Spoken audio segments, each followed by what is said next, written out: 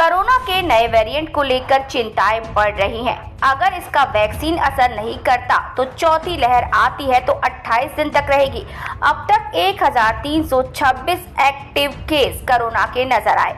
देश में corona virus के मामले तेजी से बढ़ रहे हैं। आज एक्टिव केसों की संख्या 1326 पहुंच गई, वहीं मौतों की संख्या 14 हो गई है। इसमें सबसे ज्यादा 6 मौतें महाराष्ट्र में हुई। उधर Indian institute of technology Kanpur के डायरेक्टर प्रोफेसर मणिंद्र अग्रवाल ने बताया कि 2022 के बाद नए वेरिएंट की वजह से कोविड पेशेंट कई बार बढ़े हैं, लेकिन कोई गंभीर स्थिति नहीं देखी गई। मेरा अंदाजा है कि इस बार भी बहुत परेशान होने की जरूरत नहीं है। वहीं बनारस हिंदू यूनिवर्सिटी के प्रोफेसर ज्ञानेश्वर चौबे के मुताबिक कोविड की चौथी लहर आती है तो उसका असर 21 से 28 दिन तक रहेगा।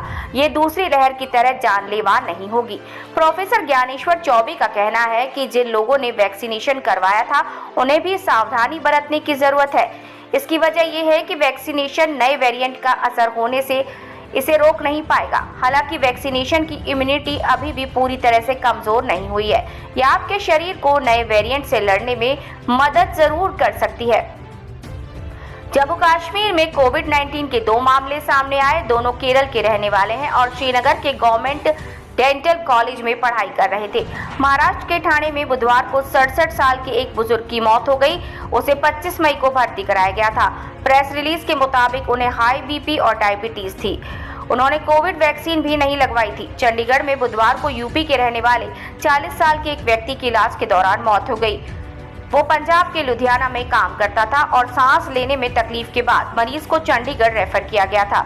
वहीं उसका टेस्ट कोरोना पॉजिटिव आया था। मौतों का आंकड़ा 14 पहुंच गया है। जयपुर में 26 मई को कोरोना के 2 मरीजों की मौत हो गई। इनमें से एक रेलवे स्टेशन पर मृत मिला था, जिसकी कोरोना रिपोर्ट पॉजिटिव आई। दूसरी मौत प्राइवेट हॉस्पिटल में भर्ती 26 साल के युवक की हुई। उसे पहले से टीबी की बीमारी थी।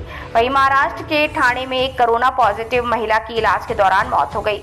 ठाणे में 25 मई को अस्पताल में इलाज कर रहे 21 साल के युवक की मौत हो गई। 22 मई से इलाज चल रहा था।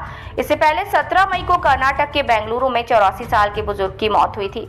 स्वास्थ्य विभाग ने बताया था कि बुजुर्ग की मौत मल्टी ऑर्गन फेलियर की वजह से हुई। भारत में कई राज्यों में कोविड-19 के मामलों में बढ़ोतरी के बीच देश में 4 नए वेरिएंट भी देखने को मिले। बाकी जगहों से नमूने लेकर सीक्वेंसिंग भी की जा रही है। वर्ल्ड हेल्थ ऑर्गेनाइजेशन WHO ने भी इसे चिंताजनक नहीं माना। हालांकि निगरानी में रखे गए वेरिएंट के रूप में कैटेगराइज भी किया गया है। भारत में कोविड का JN.1 वेरिएंट सबसे आम है। टेस्टिंग में आधे से ज्यादा सैंपल में यही वेरिएंट सामने आ रहा है। अब कोरोना की अपडेट सामने आती जा रही है, जहां मौतों का आंकड़ा तो बढ़ रहा है, मगर फिर भी चिंता की बात नहीं है।